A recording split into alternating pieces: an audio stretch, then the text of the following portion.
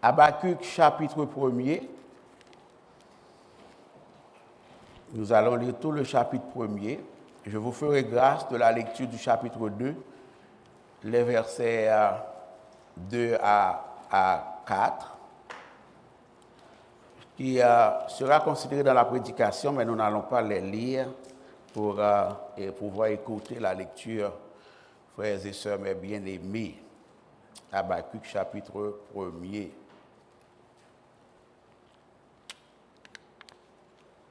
D'habitude, on lit ensemble, on va le faire.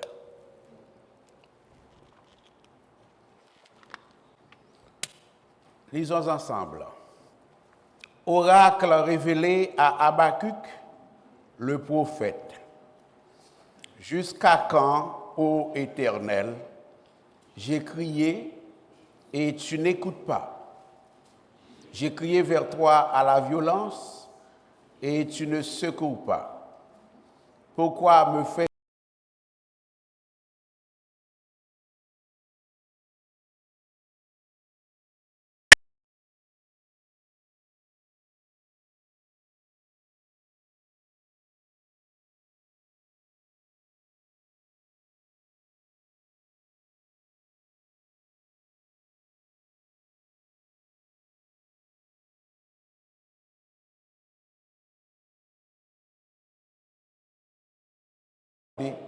et soyez saisis d'étonnement, d'épouvante, car je vais faire en vos jours une œuvre que vous ne croiriez pas si on la racontait. Voici, je vais susciter les Chaldéens, peuple furibond et impétueux, qui traverse de vastes étendues de pays pour s'emparer de demeures qui ne sont pas à lui. Il est terrible et formidable. Dieu seul vient de son droit et sa grandeur. Ses chevaux sont plus rapides que les léopards, plus agiles que les loups du soir, et ses cavaliers s'avancent avec orgueil. Ses cavaliers arrivent de loin, ils volent comme l'aigle qui fond sur sa proie. Tout ce peuple vient pour se livrer au pillage. Ses regards avides se portent en avant, et il assemble des prisonniers comme du sable. Il se moque des rois, et les princes font l'objet de ses railleries. Il se rit de toutes les forteresses. Il amoncelle de la terre, et il les prend. Alors son ardeur redoutable, il poursuit sa marche, et il se rend coupable. Sa force à lui, voilà son Dieu. N'es-tu pas de toute éternité, Éternel mon Dieu, mon Saint? Nous ne mourrons pas. Ô Éternel, tu as établi ce peuple pour exercer tes jugements. Ô mon rocher, tu l'as suscité pour infliger tes châtiments. Tes yeux sont trop purs pour voir le mal, et tu ne peux pas regarder l'iniquité. Pourquoi regarderais-tu les perfides et te tairais-tu? Quand le méchant dévore celui qui est juste, plus juste que lui, te traiterais-tu l'homme comme les poissons de la mer, comme le reptile qui n'a point de maître? Il les fait tous monter avec l'hameçon, il les attire dans son filet, il les assemble dans ses raies. Aussi est-il dans la joie et dans l'allégresse. C'est pourquoi il sacrifie à son filet. Il offre de l'encens à ses raies, car par eux sa portion est grasse et sa nourriture succulente. Videra-t-il pour cela son filet et toujours égorgera-t-il sans pitié les nations? Dès le Seigneur bénir sa parole pour notre plus grande édification. Veuillez vous rasseoir, frères et sœurs, mes bien-aimés. Le frère Nicodème fait un rappel aux membres du conseil, la réunion du samedi prochain qu'il avait convoqué pour discuter des affaires du conseil samedi, ce samedi-là qui s'en vient, samedi 20 et juillet, à la gloire de Dieu. Membres de conseil, vous êtes invités. la souveraineté de Dieu dans le jugement des nations.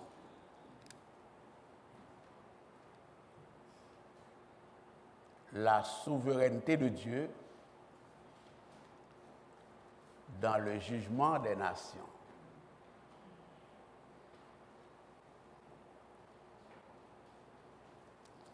Alors,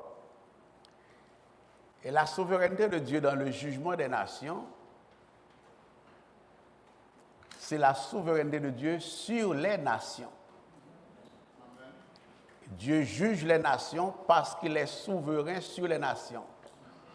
Autant vous dire que vous devez vous sentir à l'aise avec la précision qu'apporte dans le jugement des nations et sur les nations. Et parce que Dieu est souverain sur les nations, cela inclut qu'il est capable de juger les nations. Et voilà. Les frères de la régie savent pourquoi je ris. Vous ne savez pas, mais eux, ils savent, ok? Le livre d'Habakkuk met en évidence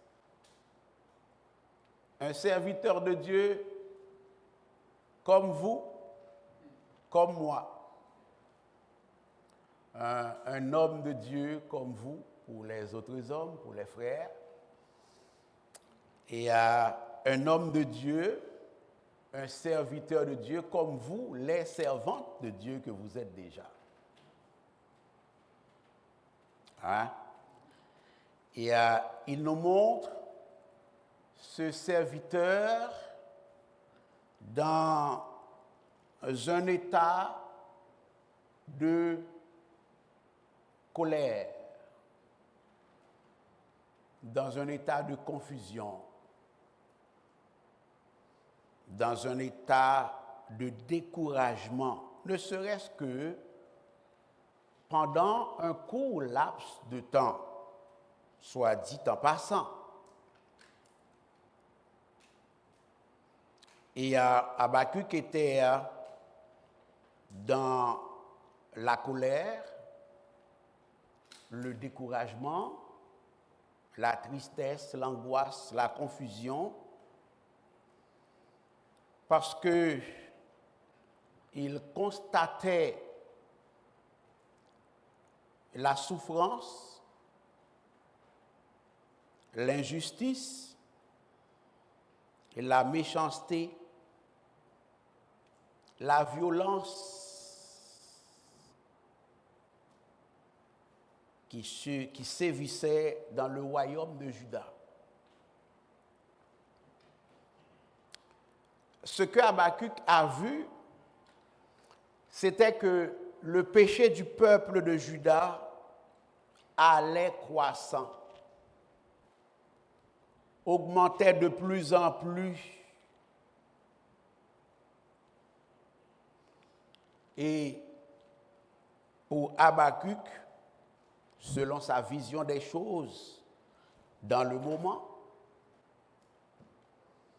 Dieu reste silencieux. Dieu reste inactif. Habakkuk dit en lui-même que Dieu ne fait rien et Dieu ne dit rien pour stopper la douleur,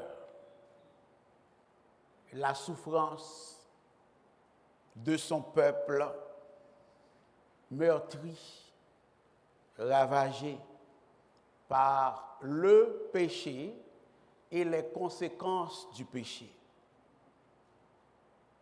Et comme tout homme de Dieu le ferait,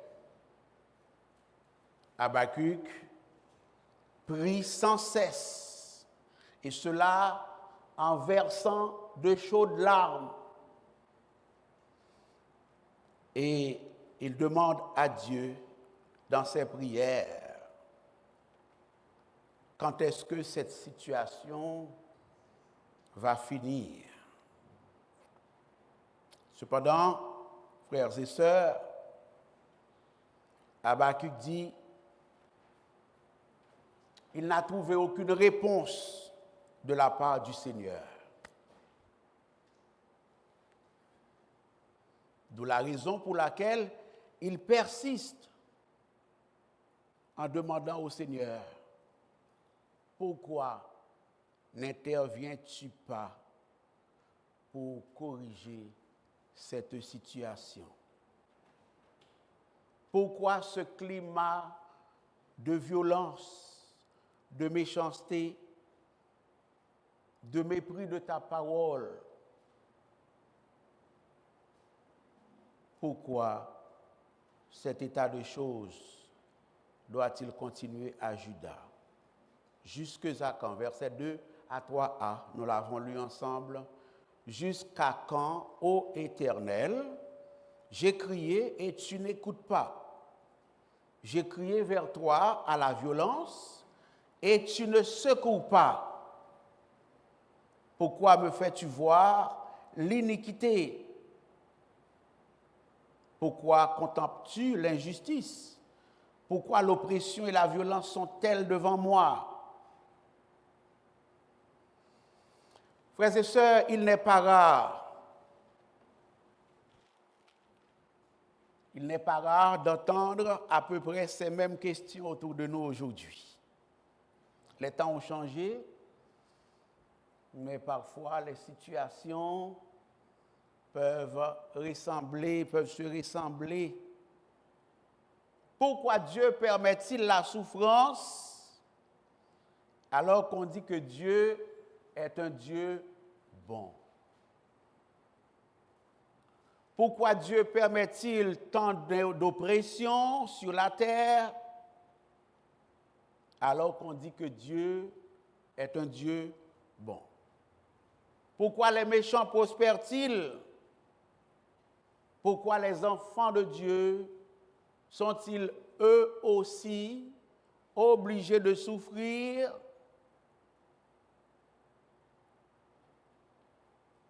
Pourquoi Dieu ne fait-il rien devant la souffrance? Le peuple de Juda a négligé la loi de l'Éternel. Verset 3b à 4. Il y a des querelles et la discorde s'élève. Aussi, la loi n'a point de vie. La loi est morte. La loi est éventrée. La loi n'a plus de colonne vertébrale. La justice n'a point de force. La parole du droit est méconnue et contestée. Ça ne sert à rien. Car le méchant triomphe du juste et l'on rend des jugements iniques. Voilà la situation de Juda décrite par le prophète Habakkuk. La sainte loi de Dieu qui était censée régir la vie sociale, la vie morale et la vie religieuse de son peuple n'a aucune valeur. Les tribunaux soumis à la loi du plus fort ne sont pas à la hauteur de leur mandat, ils ne sont pas à la hauteur de leur mission. Les tribunaux émettent des jugements truqués parce que l'appareil judiciaire lui-même, dans son ensemble, est perverti, frères et sœurs. Et du point de vue d'Habakkuk, Dieu laisse tout cela aller. Et c'est ça qui le chiffonne. C'est ça qui le déstabilise. C'est ça qui le déboussole, frères et sœurs. Êtes-vous arrivé à un point où vous vous demandez pourquoi il y a tant d'injustice, tant de violence, tant de mal à la face du monde? Si oui, vous n'êtes pas la première ou le premier à constater ces choses, ni à vous demander pourquoi. Et Dieu, dans sa grâce, de répondre au questionnement de son prophète en disant, versets 5 à 6, jetez les yeux parmi les nations. Ah, la souveraineté de Dieu sur les nations. Jetez les yeux parmi les nations. Regardez. Ouvrez les yeux. Ouvrez vos yeux. Ouvrez vos yeux. Ouvrez tes yeux. Regardez. Et soyez saisis d'étonnement, d'épouvante. Car je vais faire en vos jours une œuvre. Pas à ta mort, pas demain. En vos jours, une œuvre. Le Dieu qui dit, regardez les nations, soyez saisis d'étonnement et d'épouvante, dit, je vais faire en vos jours une œuvre. Je vais faire un travail. Je vais poser des actions. Je vais prendre des décisions. Hein? Vous ne voyez pas le mot souveraineté dans le passage, mais c'est ce que nous avons ici. Et remarquez, Dieu ne dit pas probablement, il se peut que, peut-être si les conditions me le permettent, Dieu va faire une œuvre. Non. Regardez les nations et soyez saisis d'épouvante et d'étonnement parce que je vais faire une œuvre. Il n'y a pas de conditionnalité ici. L'action de Dieu est certaine. L'intervention de Dieu est certaine. Aucune circonstance ne peut empêcher Dieu d'agir. Et je me rappelle quand je commençais à parler de la souveraineté de Dieu, c'est l'un des éléments qui ressortait de la définition que je vous ai donnée de la souveraineté de Dieu. Voici, je vais susciter les Chaldéens. Dieu est péremptoire, il est très affirmatif. Je vais susciter les Chaldéens. Comment Dieu peut-il dire qu'il va susciter les Chaldéens sans hésitation? Dieu prend pour acquis qu'il sera capable de le faire sans opposition. Je vais susciter les Chaldéens. La souveraineté de Dieu sur la nation, donc.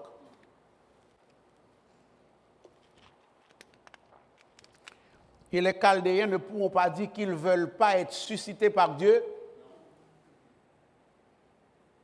Ils ne pourront pas dire qu'ils ne veulent pas être disposés par Dieu. Ils ne peuvent pas dire cela. Peuple furibond et impétueux qui traverse de vastes étendues de pays, voici la raison, le but pour lequel Dieu va les susciter, pour s'emparer de demeures qui ne sont pas à lui. Autrement dit, Dieu vous dit à vous et à moi, si vous êtes face à des questionnements du même genre, ou pour d'autres raisons, mais des questionnements, où est Dieu dans ma situation? Seigneur, où es-tu dans ma situation? J'ai crié, j'ai jeûné, j'ai pleuré, je suis rendu à 10 années de prière, à 5 années de prière, à 2 années de prière, à 2 mois de prière. Je ne te vois pas dans ma situation, Seigneur. Où es-tu? Est-ce que tu ne m'as pas dit que tu serais avec moi tous les jours et cela jusqu'à la consommation des siècles? Où es-tu, Seigneur? Dieu vous dit calme-toi. Dieu vous dit calmez-vous, d'accord? Sèche tes pleurs. Sèche tes larmes.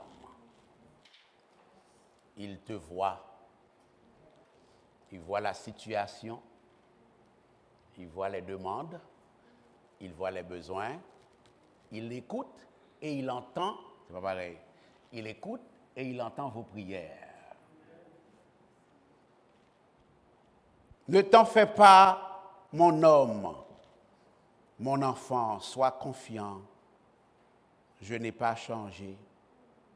Je suis toujours le même. Je règne encore. Je ne suis pas un homme pour mentir, peuple du Seigneur. Dieu vous dit qu'il est là.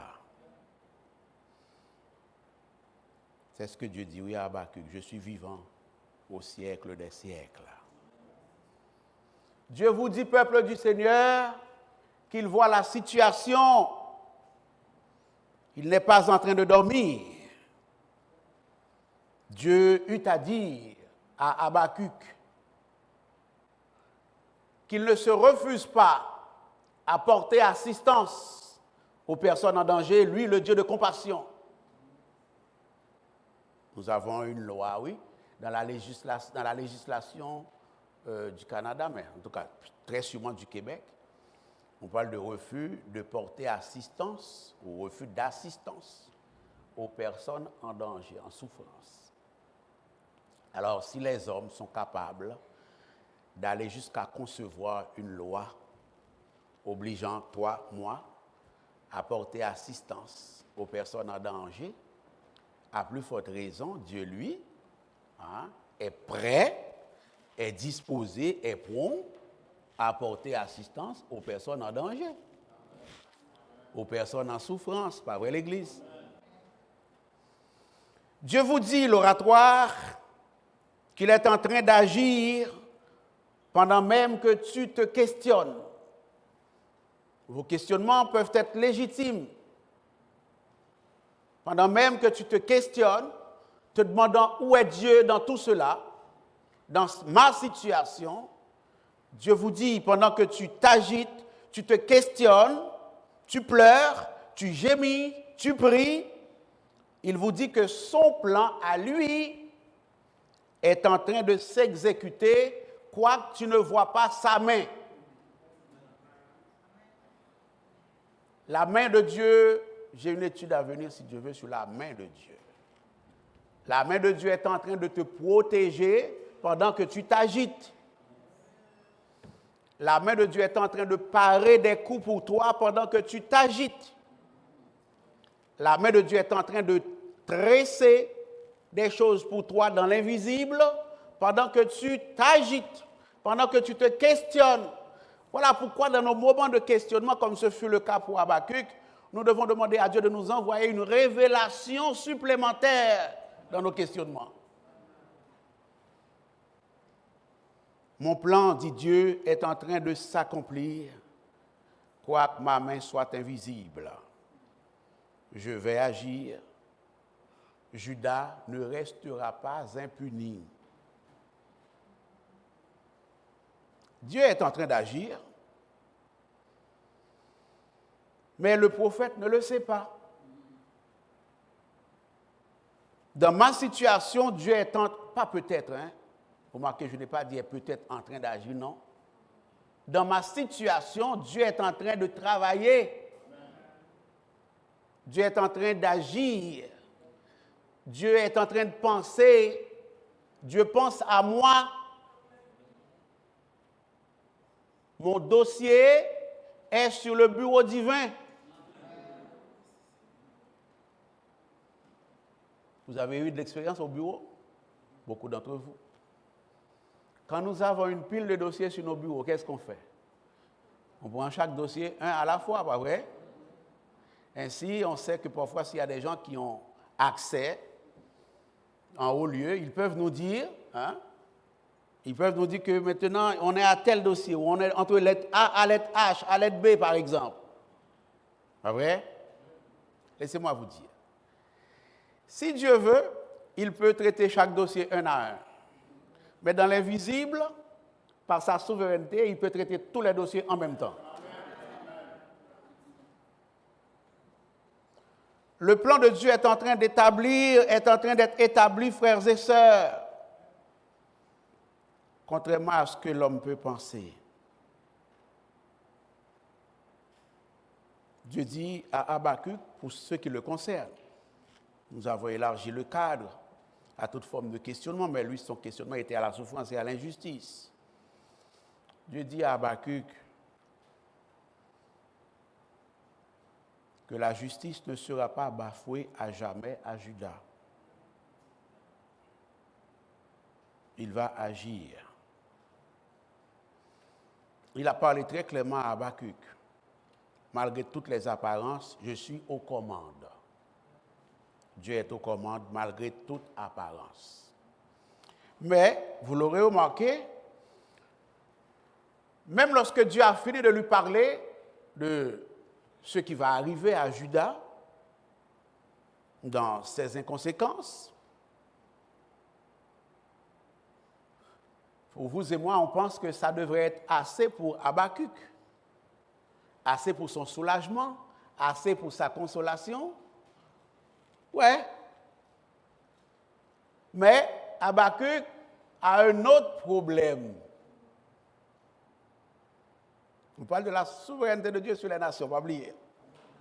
Habakkuk a un autre problème. Et c'est à se demander si ce problème-là, cet autre problème, ne rend pas Habakkuk plus confus qu'il l'était déjà. Le problème, c'est que Habakkuk s'explique mal. Il s'explique difficilement que Dieu puisse décider de régler la situation de Juda, ou du moins de châtier Juda, par le moyen des Chaldéens. Les Chaldéens, c'est un peuple ennemi, un peuple, le texte le dit, furibond, inconséquent. Et nous aurions pu dire, et ça serait vrai, que les Chaldéens sont au moins 10 fois plus méchants que les Judéens. Ne voilà-t-il pas que c'est à travers les Chaldéens que Dieu va solutionner le problème du prophète? Cela n'a pas de sens pour Habakkuk, frères et sœurs. Ce n'est pas ce que Habakkuk a appris du Dieu de la loi du Sinaï. C'est pour ça qu'il dit à Dieu au verset 13, chapitre 1er, « Tes yeux sont trop purs pour voir le mal. Tu ne peux pas regarder l'iniquité. Tu ne peux pas utiliser un peuple inique pour châtier un peuple rebelle. Ça n'a pas de sens, Dieu. » Et l'Éternel de répondre à son serviteur. Le jour viendra où Babylone, à son tour, sera punie. La souveraineté de Dieu sur les nations. On est là? Rappelez-vous une chose. Rappelez-vous une chose importante.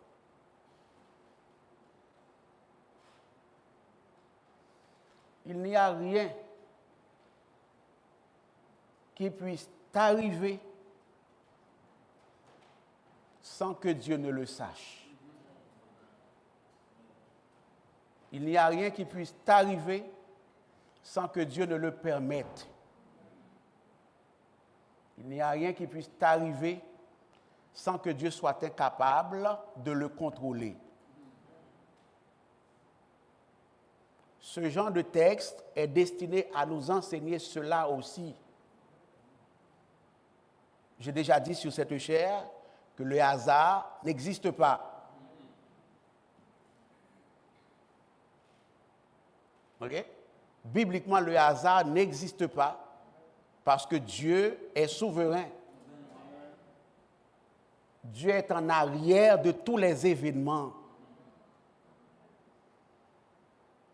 Cela ne veut pas dire qu'il fait les événements, non, non. Au moins, il les permet. Est-ce que l'Église est là? C'est-à-dire que s'il ne voulait pas, l'événement n'arriverait pas, même si ce n'est pas lui qui fait l'événement. L'événement qu'il ne fait pas, il le fait, il en fait, mais l'événement qu'il ne fait pas, il le permet. En sorte que s'il ne le permettait pas, l'événement ne se produirait pas. Donc, il n'y a pas de hasard.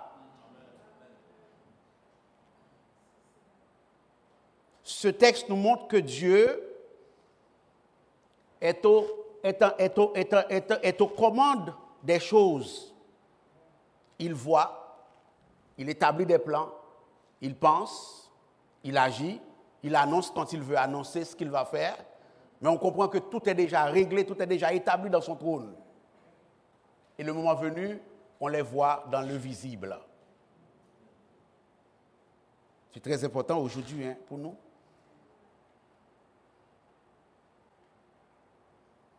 Il s'est plaint par rapport à la situation à Juda. Dieu lui a donné une réponse. Il est devenu plus perplexe qu'il l'était encore avant, sachant que Dieu, oui, tu vas régler la situation, mais avec les Chaldéens, c'est quoi ça l'histoire? Et Dieu de lui dire ceci: lorsque j'aurai fini de me servir des Chaldéens pour châtier Juda, donc ramener l'ordre à Juda, et bien maintenant les Chaldéens sont tout ce que tu ne comprends pas, ce que tu ne sais pas. Les Chaldéens, eux aussi, je suis maître de la situation par rapport aux Chaldéens aussi. Voici ce que Dieu dit à propos des Chaldéens, cette fois-ci au chapitre 2. Grave-la, écris la prophétie, grave-la sur des tables, afin qu'on la lise couramment. Car c'est une prophétie dont le temps est déjà fixé. Elle marche vers son terme, et elle ne mentira pas. Si elle tarde, attends-la, car elle s'accomplira. Elle s'accomplira certainement. Laissez-moi vous dire une chose. Ta délivrance est scellée. Ton salut, ta libération, ta guérison est scellée.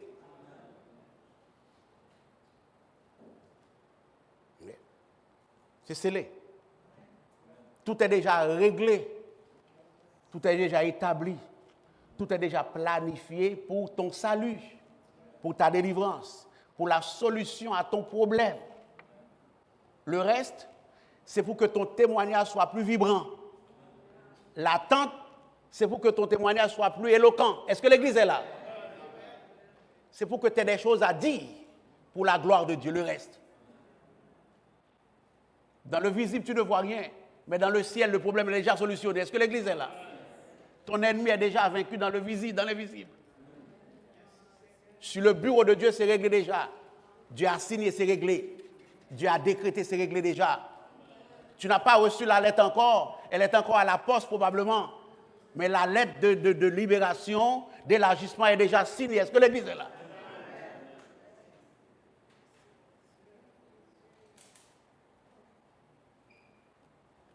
Prenez courage, mon frère. Prenez courage, ma sœur. Tes questionnements sont légitimes, ils sont permis. Ce n'est pas vrai que quand tu te questionnes, tu n'es pas chrétien, tu n'es pas chrétienne, tu n'es pas fidèle, tu n'es pas persévérant. Ce n'est pas vrai. Ce n'est pas vrai. Tu as le droit de te questionner. On a vu Élie se questionner. On y reviendra, ok? On y reviendra si Dieu veut. On a vu David se questionner. On voit Habakkuk se questionner. Mais c'est pour notre enseignement, c'est pour notre instruction que Dieu met en évidence ces hommes qui se questionnent quant à l'agir divin dans leur situation. De fervents hommes de Dieu. Comment ça peut arriver, mon Seigneur? Mais oui, tu peux demander à mon Dieu ça. Comment ça peut m'arriver? Dieu vous dit, wait. Calme-toi. Ça s'en vient, ok? Soyez bénis.